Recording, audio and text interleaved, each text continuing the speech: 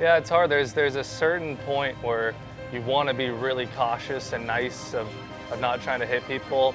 Then there's that same thing where it's like, dude, you got to get the job done. You got to go. Because if you sit around and wait, you got all these other dudes that want to win just as bad as you that are going to take that shot.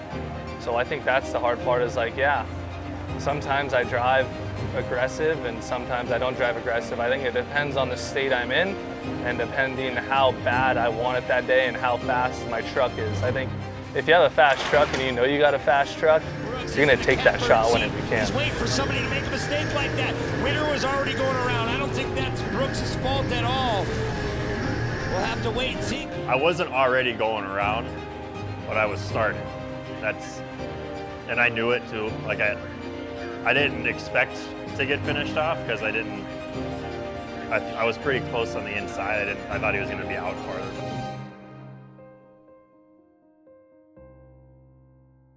This was a classic authoritative drive of Jerett Brooks, just driving so confidently, making that last lap pass for the position. So this season for Jerett Brooks, it's been all about consistency. Every single point counts, and we know that from last season. Again, it just every single time you're out there leading at the competition yellow, those 2 points, points for top qualifier, just collecting any single point he can.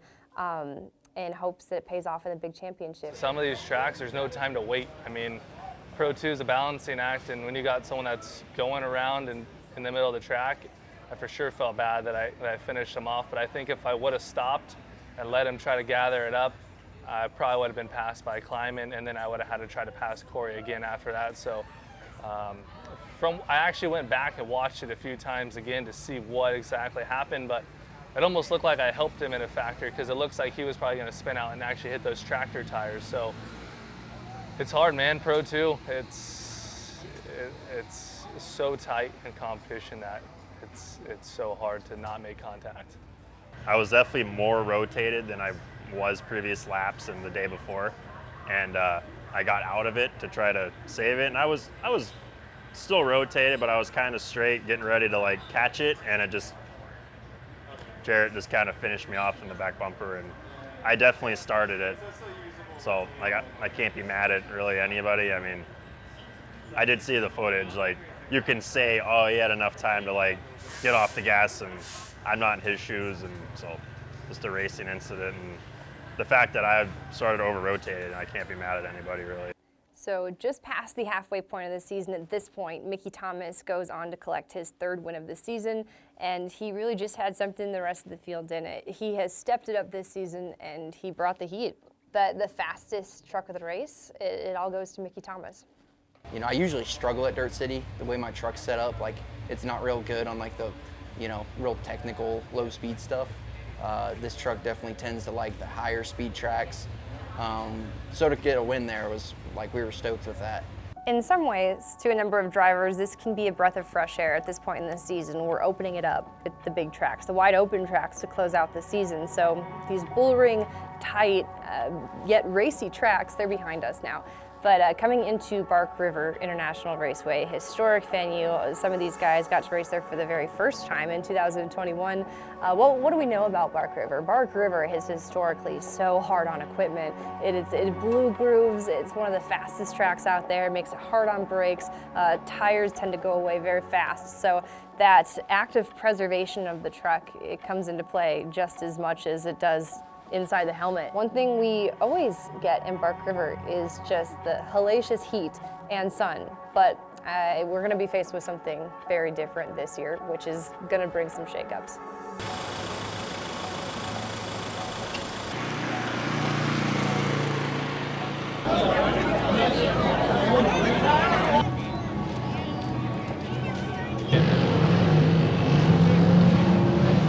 We're here Saturday, rained all night. Track is destroyed. I think we might race today, but I think it's dependent on the weather. If the weather misses, I think we're gonna have a really bitchin' track. Most of the time, all the weather apps never work. So most of the time, it'll probably be right when Pro 2 goes out there, the rain will start, and then it will be an absolute shit show, and it sucks racing in the mud.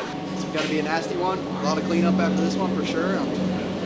Not ideal, but I need all the races I can get, you know, so I can work my way back into the points hunt. So I guess not really a bad thing for me. Starting 5th is probably a really bad starting spot for a mud race, but hopefully I can stay out of the carnage and, you know, work my way up front. Honestly, my game plan is just to make up as many positions as quickly as I can. Definitely not going to be holding back. I don't have time to.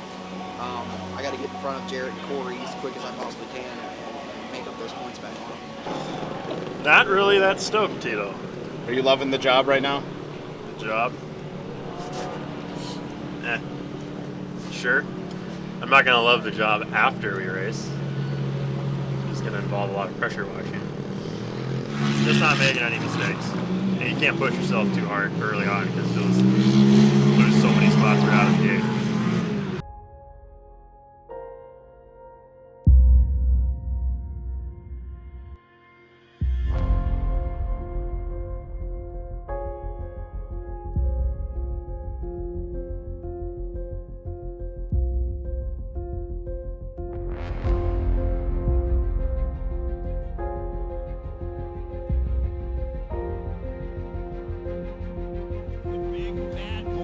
Sport are coming out on the track right now.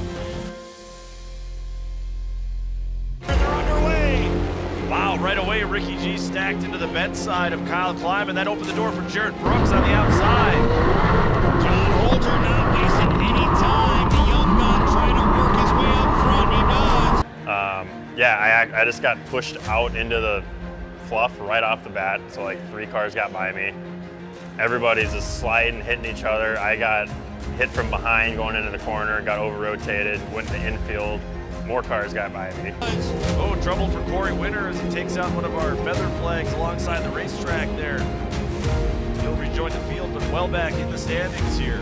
I didn't have a great start, in my opinion, to the weekend, and I'm like, great, now we got a race in this slick-ass shit, and it's been raining all day, and whatever. So. Running in the mud is so horrible. It's not fun by any means, and I feel like whoever starts on the pole is probably going to win a mud race. Here, look at this battle we got going on. Ricky Gutierrez with Ryan Beat all over him. Wow, Beat had to get on the brakes hard to not run into the door of Ricky Gutierrez there. Oh, see trouble for Kyle Kleiman, pushed out into the mud. Oh, definitely something went wrong. Look at Ricky G went up on the bicycle.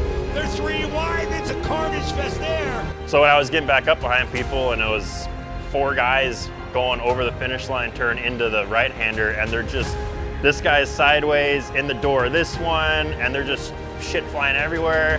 And it's just like, what is going on? Like, do I want to be in the middle of that? Do I stay back? What am I doing? Wow, everybody's stacking up. Matag involved, Beat involved. Thomas, look at this, they're 4 wide going past the crowd. You can't do that, look at that group. Unbelievable scenes here in Pro 2. Finally, everybody takes a breath and falls back in line as they head for the cemetery turn.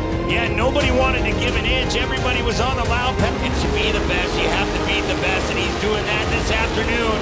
John Holter, Jerett Brooks, Doug Matang, your top 3. Brooks going to work immediately, and he's going to take a peek to the inside of Holter. Holter just doing a fine job playing defense there, not giving Brooks enough room to get by. I think I did 1 lap after the yellow, and I caught right back up to Mickey, and honestly, everybody else was doing it, so I was gonna go on the inside and slide up and make a little contact, slow him down, and I think when we slowed down, Beat was just still on the gas and drove up on the back of me off one of the little rollers. And when he got off the gas and decelerated, the bumper pulled back and ripped my battery, one of the posts on my battery switch off, and killed my truck. Very brutal track and very holed out. I mean, there were so many dudes that, including myself, blew a right rear off the sidewall. Big trouble for Jerett Brooks, has a flat right rear tire. Well, the currently running in second, but he's not going to be able to hold that spot for very long. You see him struggling to even make it down the straightaway. Well, John Holter loves this. Brooks is holding everybody up right now, and John's just going to check out. You know, I pulled off from an oil line, not from contact, but I think that's, you know, having such a greasy track, fast guys in the back, just a bad recipe, and led to a lot of, you know, incidents. Wow, look at the size. Look at the size of that rutted up hole on the outside there past the County Road corner. Wow, Gutierrez off the pace, and Matang just landed on the back of him. You wonder if Ricky G had something wrong. Led since the drop of the green flag as Kincaid now goes to the inside of Gutierrez. I figured that was going to happen. Keegan had to get that spot. He had to get that position. He had to put that block pass on. Keegan Kincaid a little too late, I think, to try to get this win. The 93, his first time in Pro 2, ladies and gentlemen. He's going to get the job done, his first career Pro 2 victory. What a day for John Holcher. And Kincaid, finally, the monkey off his back. He will finish in second. And look at this, third place at the line is going to be Kleiman. There was all kinds of drama unfolding behind him. You see smoke out of Beat's truck, smoke out of Gutierrez's truck. Those two had tangled with each other. Kleiman able to slip on by for the final podium spot. What else do you want out of Pro 2? A first-time racer, first-time winner, all kinds of fiberglass fireworks, And man, last look lap drama. That race had everything. I loved every second of it.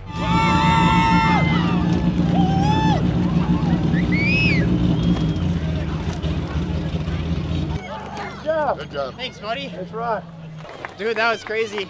Took off and never looked back. My spotter told me they were coming, and then clear by 20, you're gone. Good race, man. Thank you. But no, it was awesome. I can't thank everyone enough. This is just unbelievable. Those were the scariest 12 minutes of my life. I've never been so scared in my life. But nope, 12 minutes, done. Hey, Jack, let me steal your hat. Oh shit! I think at the start of that race, I didn't think second was even possible. You know how one lane this was, and raining basically the whole race. I had 30 tear-offs on, and there's none left right at the end. Just knew I had to make some moves. You know, this isn't for me. This is for my team. You know what I mean? They've worked their butt so hard. You know, we had the fastest truck here, and then we, qualify 1 and draw a 10, and that's just how it's been all year. And that was so fucking frustrating. So frustrating. Still a bummer that we just did what we did, but came from the back all the way back with the third, so we'll take it.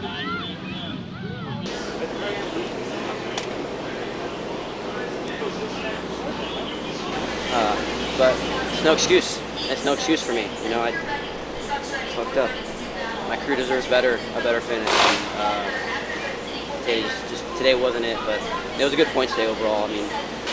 I mean, we got to be like right there, dude. I mean, we got to be at least like 10 or 8 points out of the lead now. So just going all out now. I mean, those guys got nothing to lose. So we'll see how we do tomorrow. It just sucks. Your year comes down to a shitty mud race. It's like stupid.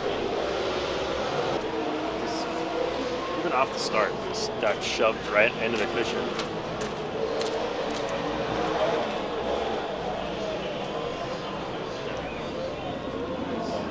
You got guys doing that, so then they gain a spot right out of the start.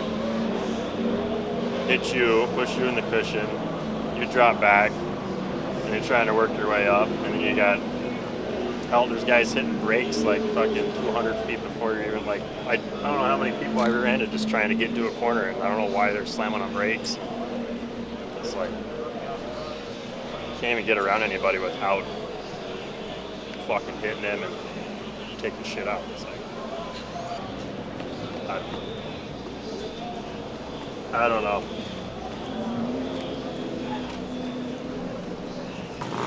Well, another one of those woulda, coulda, shouldas, right? Bummer deal. Have to come back stronger tomorrow, and it's getting close to the end of the season. So really got to be consistent. So big bummer on that part, man. These trucks take so much of a beating in that right rear tire. Just not like big ruts, and it's like what I did.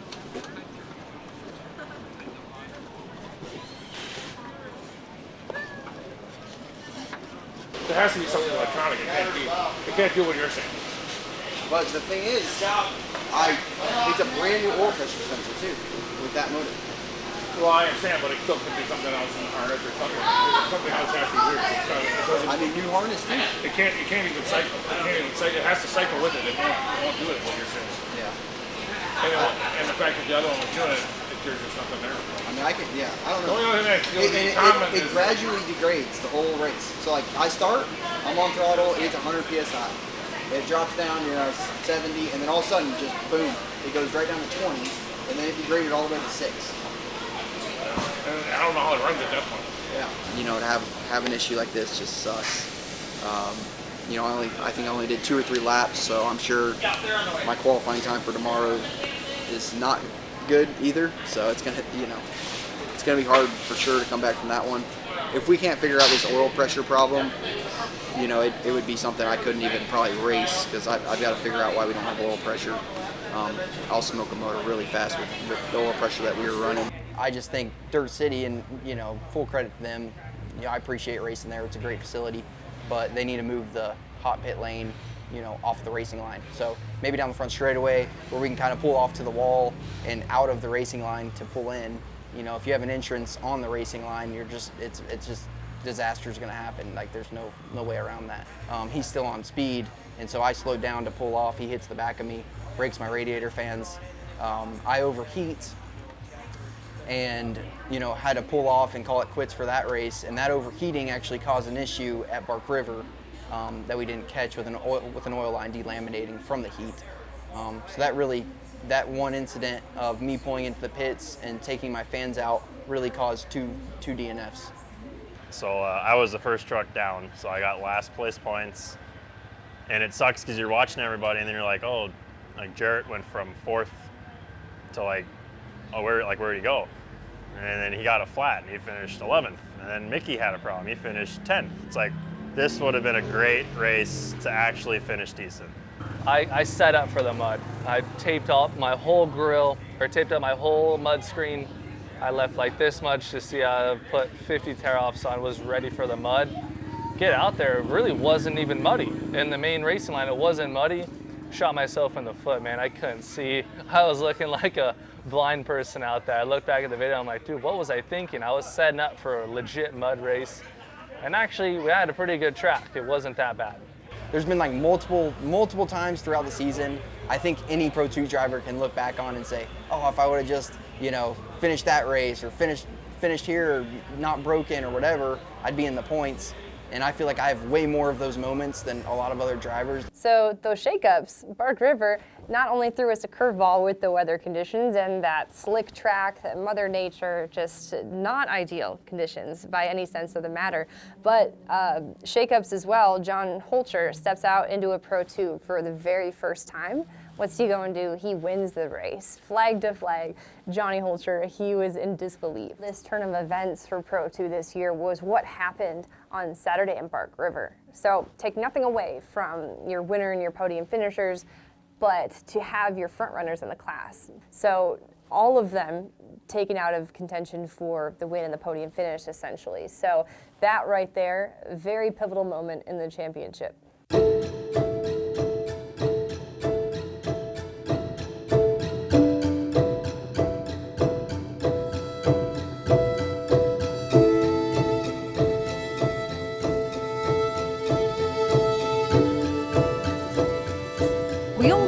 One round of points racing left in Crandon, so this race can honestly make or break the points championship. But as we had seen last year in this class especially, it's going to be true this year. This one will come down to the wire.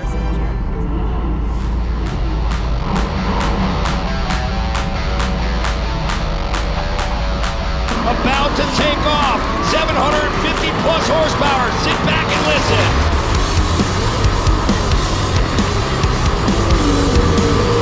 Mickey Thomas out of Dawsonville, Georgia, leading the field down into turn 1. Kleiman makes some contact there with Ricky G. That opened the door for Matag, and that number 81 truck, and Kleiman in big trouble. He's facing the wrong direction. And that's what Kleiman said in opening ceremonies. He didn't want to have to come from the back of the pack. Had to do it yesterday. Maybe he can get the job done again today, but Mickey Thomas running very strong out front.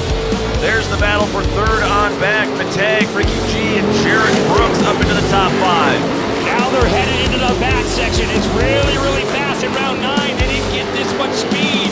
So they pulled the invert and I started down the front row, which was good. And I knew it's like I had to get out, like especially the first corner, and not get tagged from behind or anything, and just get out there. And that's what kind of happened. And Mickey pulled on me off the start. Yeah, these Pro 2s with 750 horsepower, you really have to pay attention and hit your lines. Oh, look at Joey Chipwood style. Ricky G put it up on the bicycle. Able to set it back down, won't lose a spot. Didn't even lose any track space in this battle up front. Before we start on the pole, it's like one of these, it's the same pattern that we've had all year. These inverts. Whoever starts on the front row is having a clean race all race. From my perspective, I started in 7th. I had Dougie in front of me, Ricky G, all these dudes that want to win bad. Like, these dudes will do anything to win. And I was kind of in the mindset, hey, let's be smart here. We could throw it all away if we don't be smart. So. As here comes Ricky G, green flag still out, trying to defend off Brooks. Yeah, Brooks starting to turn up the intensity just a little bit, slowly closing that gap up to Ricky Gutierrez. Doesn't seem like anybody has anything for the number 44 of Thomas right now. Brooks trying to run down Matang. Just like Haley talked about, Brooks, every single position, every individual point can matter. We saw it play out that way last year in Pro 2. Brooks knows that better than anybody. Meanwhile, Gutierrez falling back into the clutches of Matang a little bit. Gutierrez is in trouble here. He has a flat right rear tire, so holding on to that spot for dear life is Ricky Gutierrez. He's currently in 3rd. Yeah, look at Matang has a flat left rear tire. I was just going to say Matang smells blood in the water, but he's got the same issue on the left rear. Here comes Jerett Brooks. Ricky G just trying to hold on to that number 78 truck. He's got Kincaid to his inside. Brooks is going to get by Gutierrez. Now Brooks trying to get around Matang as well. The tracks hold out. I watched Ricky G blow a right rear off right in front of me. Dougie kept throwing it in hard. The last lap, he was on a right rear flat where those guys have interliners. I don't run interliners, so if I get a flat, it's over.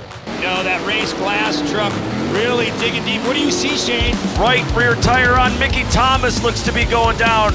No doubt about it. You can see the sidewall folding there. So our leader has a flat tire. Look at that right rear going down. 1 lap to go. Can Mickey Thomas get the job done?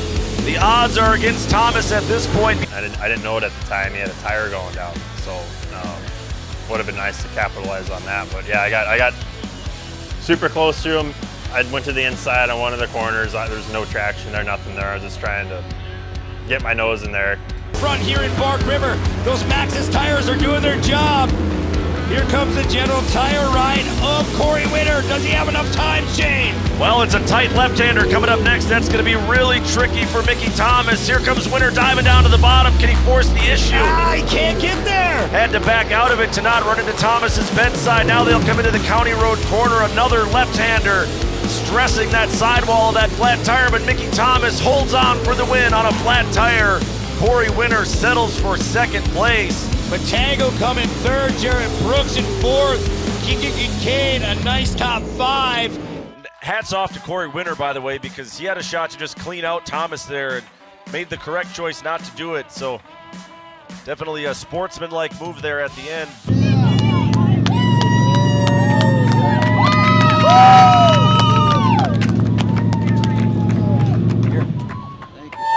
Mickey was fast, but we got closer at the end, so is what it is, but I'll take a 2nd place over a last place like yesterday for sure. Got out front, was just kind of hitting my marks, running my race. We had a tire go down pretty early, but I have an interliner in there, so it held together for the whole race. Cory had really good pace behind me, but I guess it wasn't enough, so just ran my race, hit my marks, and got her done, so super stoked. On Sunday in Bark River, it was back to a little bit more of business as usual for this class. So one thing that was so crazy about it, but this is really true to the essence that Bark River provides, is that it's a crew chief's tracks. It's hard on equipment. Mickey Thomas, how did he manage to finish a race with those conditions, much less pull away from the race? That's what I wrote down. How is Mickey Thomas running away with the flat? It was that astounding. So. That was a very, very wild day. Honestly, in my head, after we DNF'd Saturday's race, I'm thinking I'm out of the points anyways.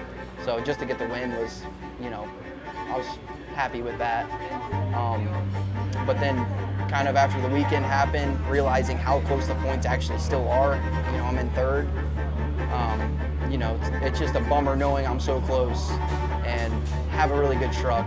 I think one of the fastest trucks out here, you know, and just being within striking distance and having all these moments throughout the whole season that were just right there that I could have capitalized on. It's a huge bummer. Mickey doesn't really race like that either, and I know his guys are appreciative. And the problem is I've been in that situation before where like, oh yeah, thanks, like man, I appreciate it, but then the next race I just get shit on. So that's the tough part. Like, should I have used them up more, or should I have done this? It's like, dude, it's so hard to think of what to do in the moment. If you look at it now, I would have had the points lead because I had more points over Jerett that race, but like, you can never think of that stuff like in the moment like that, and without blatantly taking Mickey out like that, it's like that's almost like a worse taste than, you know, I don't know. Going for the win like that just doesn't look good, I guess. I mean, some people would do it, but I had my chance. I'd rather have it come down to the last week and where we can send it, go for it in front of the Labor Day weekend, man.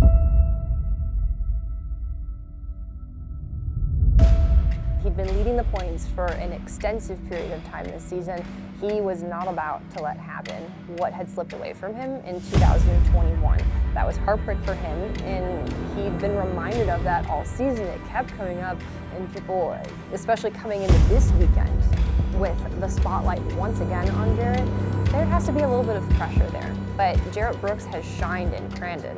Know who else has shined in Crandon? Cory Winner.